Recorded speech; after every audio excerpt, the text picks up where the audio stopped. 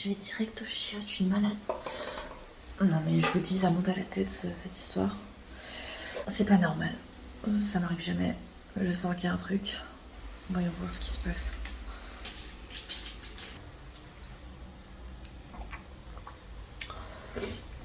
Non, j'ai rien. Bah non. Non, concrètement j'ai rien là. Mais bon, 8 jours de retard quoi. Je vais m'en racheter d'autres, je sais pas, je sens qu'il faut que je le fasse. Je suis complètement tarée ou... J'arrête pas de regarder sur internet en me disant que 7 jours, vous êtes probablement pas enceinte, vous êtes forcément déréglée. Mais j'ai jamais été déréglée de ma vie. Ah, c'est dur hein, quand tu fais un test et que tu reçois direct, tu vois la petite barre. Il manque ta petite barre, tu te dis merde. Être enceinte, c'est comme un cadeau venu des cieux.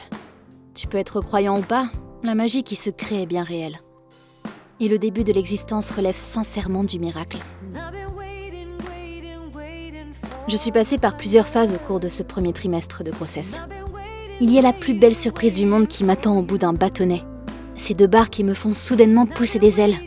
L'euphorie monte en moi et cette sensation de joie inexplicable m'envahit. Puis vient le doute.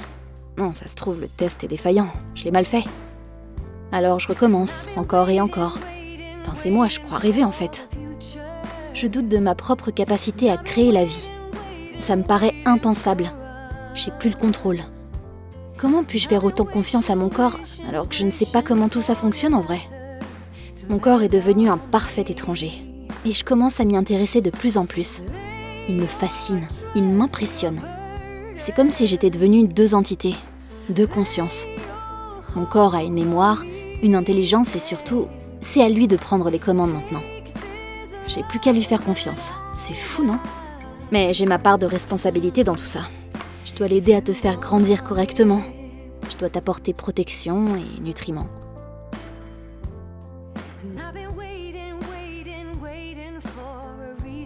La peur, la naissance d'un amour. Qu'est-ce que tu penses ? Oh non mais je peux pas me... On fait comme ça, voilà. At least I will be legit when I will be pregnant. Legitly fat. You're legitimately crazy. What are you thinking about your baby? For now is the size of... Yeah, but you're excited. Yeah, I'm very excited and I'm afraid also. Afraid? Yeah, Yes, because it's natural. It's just nothing now. But yeah, I'm very excited. I'm very happy. We waited. Au début, on tombe dans la paranoïa. C'est si nouveau qu'on ne sait pas par où commencer, quoi manger, quoi faire de son corps. Toi, petit être microscopique, t'es si fragile encore. Et si je te perdais demain ? Sans m'en rendre compte. Et si jamais tu disparaissais aussi vite que t'es apparu ? Je t'en prie, accroche-toi. Je t'aime déjà si fort. Et pourtant, je te vois pas. Je te sens pas. La frustration. Je me sens si mal tout d'un coup. J'ai l'impression d'être malade, comme si un parasite grignotait toute mon énergie. Je t'aime, petit être, mais tu m'affaiblis. Je me sens si fatiguée, je dors 9 heures chaque nuit et je dois absolument faire des siestes entre 2 enregistrements pour le boulot. Mon rythme est détruit, j'ai plus la force de cuisiner et de toute façon, toutes les odeurs m'écœurent. Pourtant, j'avais si bien commencé. J'étais boostée à bloc les premières semaines. Je me nourrissais de manière extra équilibrée. Et tout d'un coup, le poulet me dégoûte, les œufs, puis toutes ces restrictions me frustrent. J'aime le jaune d'œuf coulant, j'aime la viande bien saignante, j'aime le poisson cru, l'amande fraîche, la cannelle, la charcuterie. Et tout d'un coup, je ne peux plus manger tout ça. Il me reste quoi entre le dégoût et toutes ces restrictions ? Au final, j'ai perdu 1 kilo. J'ai des nausées et pas seulement le matin. Même l'odeur du parfum de mon copain me dégoûte. Je peux plus rien sentir. Je vais faire pipi 15 fois par jour et au moins 5 fois par nuit. J'ai des migraines atroces. Et pour couronner le tout, j'ai un ventre gonflé, mais toujours pas de traces de toi. Tout est décuplé, et pourtant je dois cacher cet état. Enfin, c'est ce qu'on nous dit de faire. Bah oui, je sais très bien que les 3 premiers mois sont les plus risqués. Je peux faire une fausse couche. C'est écrit partout sur Internet. On te sort des probabilités effrayantes et je pense qu'à ça. Je pleure parce que j'ai mal au ventre, je vérifie si je saigne après être allée aux toilettes. Parfois j'ai même plus de symptômes et je pense au pire. T'es plus là ? Oh, il va vite.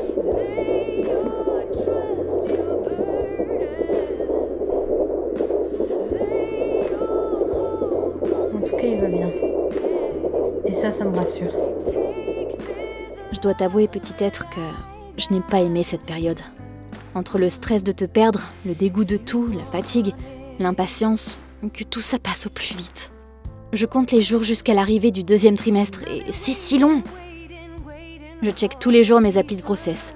Je regarde tous les risques liés aux fausses couches. J'ai des consultations, des tests sanguins, des rendez-vous gynécologiques. J'ai l'impression d'être une patiente. Comment veux-tu que je vive cette grossesse normalement ? On nous informe bien trop.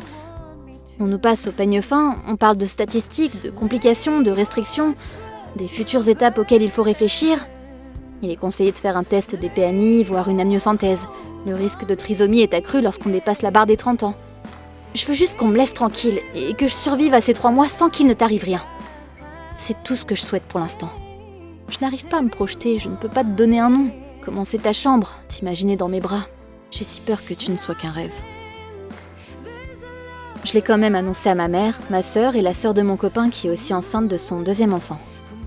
Je leur fais part de mes frayeurs tous les jours. Ma mère me rassure. Laisse-toi vivre, profite de ce miracle et fais confiance à la vie. Alors j'y pense moins. Je m'occupe, je m'informe, je me repose surtout.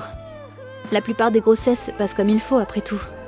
Nous procréons depuis la nuit des temps. Alors, contentons-nous de laisser la nature faire les choses et vivons pleinement et en pleine conscience cet événement qui est la naissance de la vie. Ces 3 mois passeront plus vite que je ne le pense si j'arrête de penser au pire chaque jour.